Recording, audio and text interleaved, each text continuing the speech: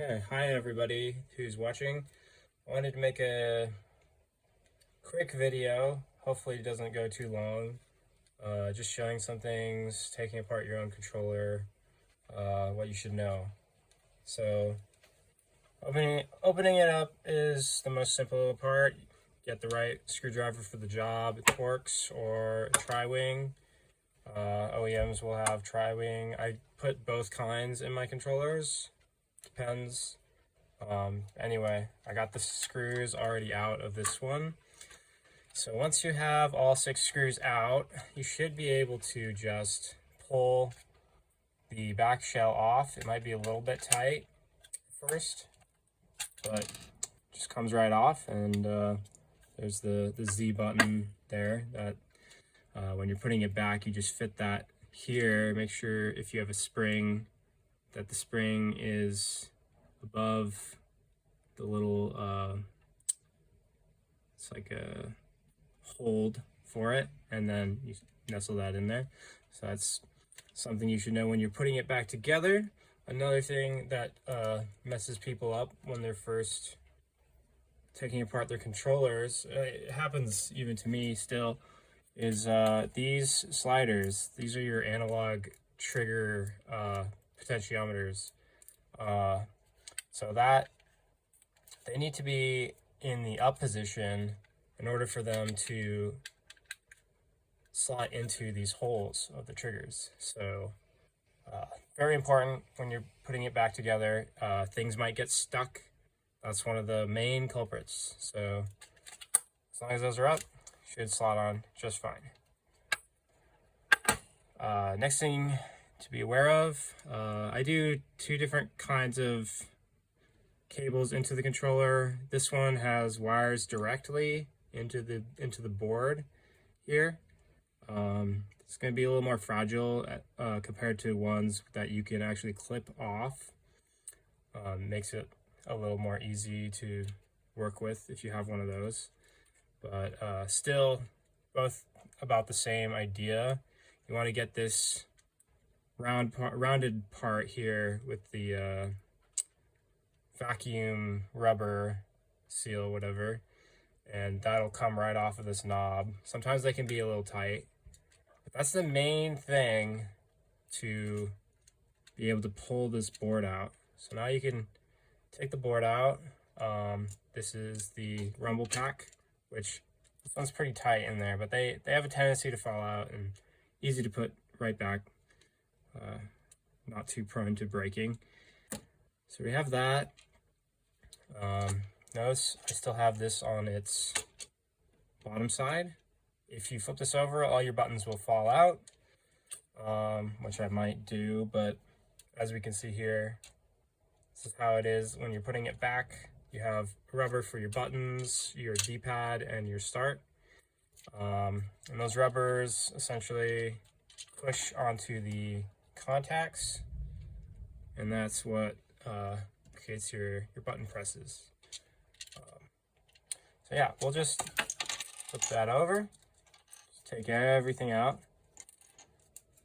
So now you have an empty front shell, and here's your back shell. Triggers shouldn't be much of a problem. Sometimes they have some brackets here when you have an OEM controller. The screws in those have a tendency to strip really easy, which can be a huge pain. So I recommend if you get those out, the brackets, in my opinion, are not that important. So you can leave them off like I do here. Yeah, so once you have those off, it should look like this. And how you're going to get these out is, let me see how the camera looks. Okay, maybe I'll raise it up a little bit. So you want to push it down and kind of pinch from both sides, and then you kind of leverage it. You tilt it up from the bottom, and then it comes right out like that. Looks easy. It might take you a few tries. Sometimes the rubber itself will pop out of here. If that's the case, then there's something on the bottom of your trigger pushing into the rubber, making it poke out. So I'll leave this one in here. We're just gonna look at this, and these you can take apart really easy. You unclip that. Multiple ways of taking it apart or putting it back together. I'm going to put on a O-ring and a trigger plug in this trigger. So to do that, I'm going to put this O-ring here just over that. And what that's going to do is it's going to, I believe it dampens the spring from what I've experienced, and gives it a little more cushy feel. And then for the trigger plug, where that's going to go is slot that in to the trigger itself. And you'll see, I'll be able to show you what this exactly does. Then we're just going to put this back together. And notice that rubber fell out. That's because now we have something, the trigger plug, that's pushing it further than it's used to going. Should be okay.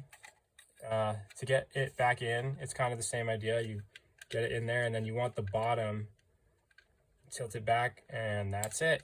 That was maybe the easiest I've ever done it. Well,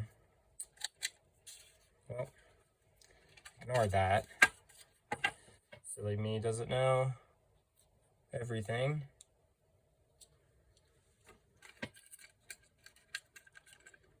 Okay, so that's your triggers, and this will go on that rubber a lot sooner. Don't push it, I guess, until everything's reassembled. So we're just gonna put all the buttons back in. Pretty self-explanatory. You just find the shapes,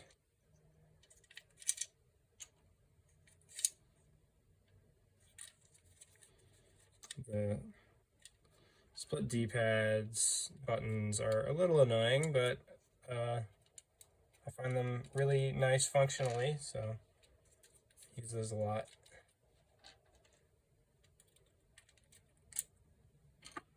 Trying to start a revolution.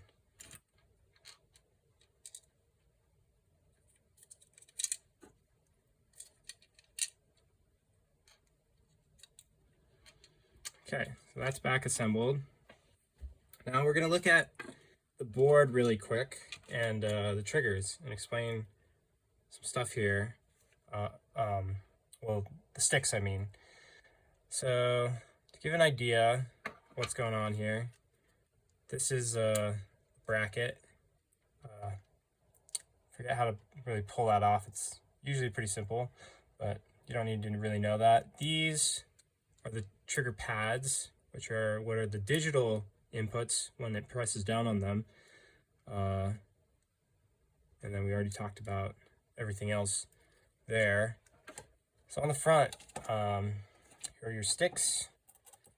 To get off one of the sticks, you just secure the board and pull from the opposite side. Sometimes it can be kind of tight. Third-party sticks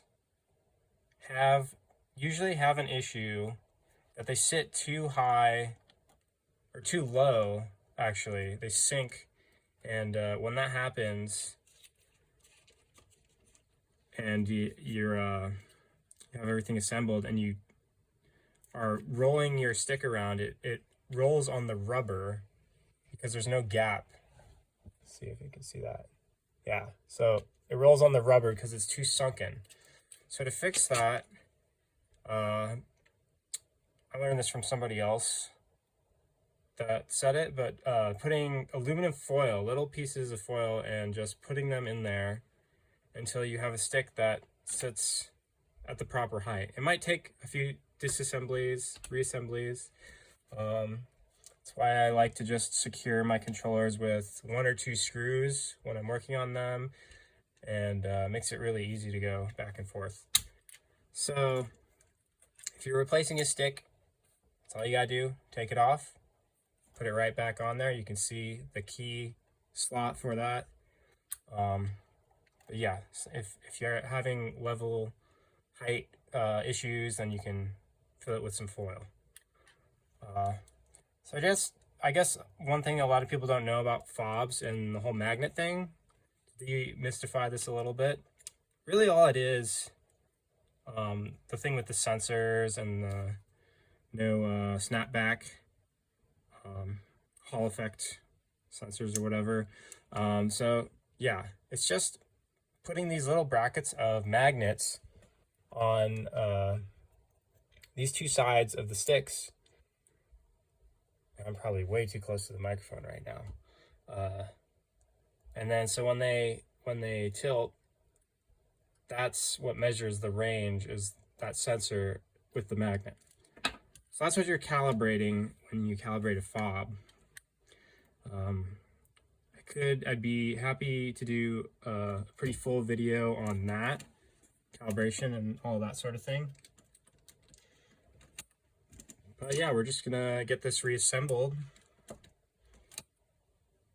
Pretty simple. Sometimes those brackets can fall off. If that happens, you just take a little dab of glue, put it on the nub of the stick box, and then push that bracket right back on there. Maybe clamp it with some tool.